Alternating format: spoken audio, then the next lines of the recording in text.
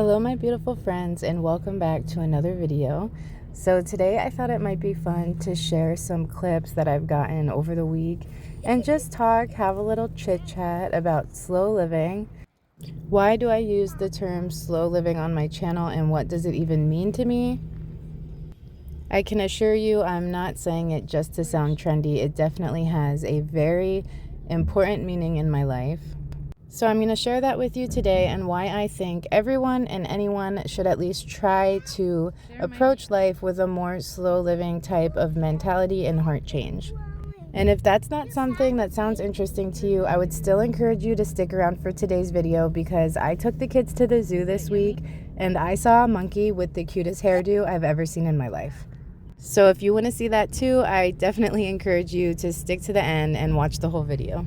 To get into it, I want to start by sharing a little bit of a backstory of my life and how I went from a person who was very anxious and would get stressed out very easily to someone who's kind of transformed to a more laid-back approach, happy-go-lucky, and just kind of go with the flow type of mom. I don't really talk about this too much on my channel, but I did grow up in a very toxic, a very dysfunctional environment, and it put a lot of trauma in my life. I realized pretty early on in life that I was very different than my peers.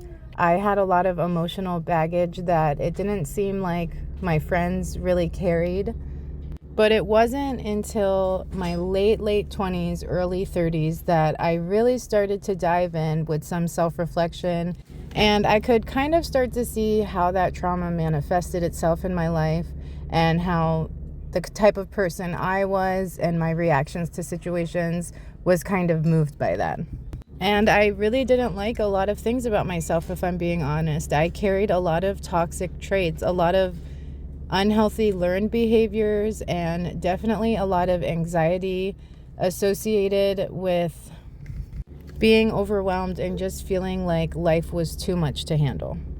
I'm going to give you an example so you can understand a little bit better where I'm coming from, but I was the type of person that anything more than just a normal situation would set me off. So like, let's say my car broke down. If that had happened to my husband, for example, I could see him just easily cool and calm, fix the situation, do what you have to do. That's life. It happens, that kind of approach. Me, on the other hand, it was very hard for me to handle any little thing. I would have a total, emotional breakdown, start crying, go into full panic. And I didn't really understand why I was like that. But now I can see it was definitely just a trauma response and just emotional baggage that I never dealt with as a child that just manifested itself in my life and was clearly not taken care of. Now, I will say that becoming a Christian was definitely the biggest game changer when it came to my emotional well-being.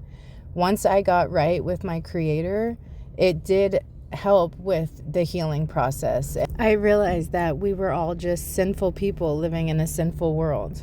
And I really couldn't put the blame on anyone, because generational trauma is a real thing.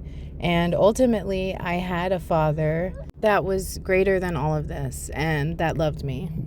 And once you finally come to that realization, you can't really be mad at anyone anymore. So I finally got right with God a few years ago, right around the time that I became a stay-at-home mom. And this was all due to COVID and my husband joining the Army. It all just kind of worked out for me to just stay home with the kids instead of go back to work. The school situation was crazy. I did not want my kids going to school with masks on their faces all day.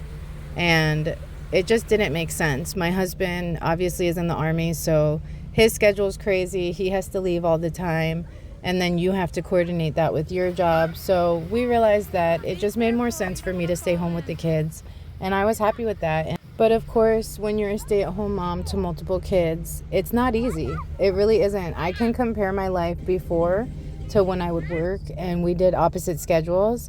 And going to work at night and being around friends and having a social life was easier than staying home 24/7 and just working with kids and just being mom all the time. There's that monkey, by the way. Is that not the cutest monkey? He is so cute and I love his hair. So, long story short, I began to realize that I was easily triggered.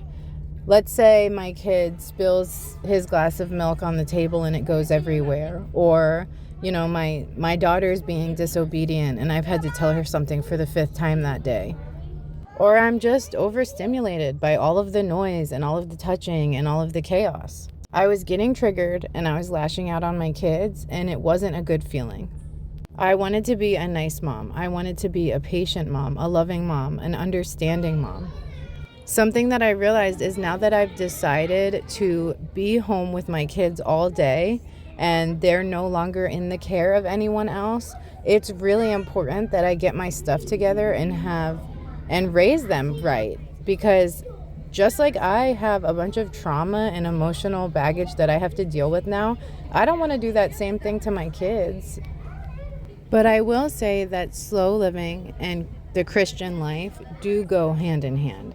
When you're walking with the Spirit, when you're reading your Bible, when you're living in prayer throughout the day, it does force you to slow down, and you are given the fruits of the Spirit, and you're kinder, and you're more patient, and you're more loving. In the simplest form, slow living is being joyful through all of the little moments. It's about not rushing through the chores and trying to get to the end of the workday or the end of the work week so you can finally mindlessly scroll on your phone by yourself, because that's really the only time you ever feel happy or content. It doesn't matter what your financial situation is. It doesn't matter how many kids you have, if you work, if you're retired, if you live in the city or if you live in the country. Anyone can approach a slow living lifestyle and mentality. It's about a heart change. It's about realizing that one day you're going to die. You're going to pass away. This life is totally temporary. Your kids are only going to be little for so long.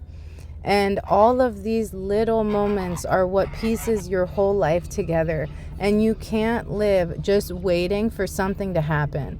Oh, I'll be happy when I get this amount of money, or I get this house, or my kids grow up and I can finally relax. It's about loving every little moment, no matter what, and living in the moment. Start living the kind of life today that if you were to die tomorrow, you would die with no regrets. You would die knowing that you tried your best and that you were a light of love and joy to the people around you. Make your life simple so you can enjoy it more, and stop worrying about the stupid little things that don't matter. Enjoy your kids and be thankful for all of the mundane little moments that you live out every single day, because, like I said earlier, they're not going to last forever. That's all I have for today, guys. Thank you and bye.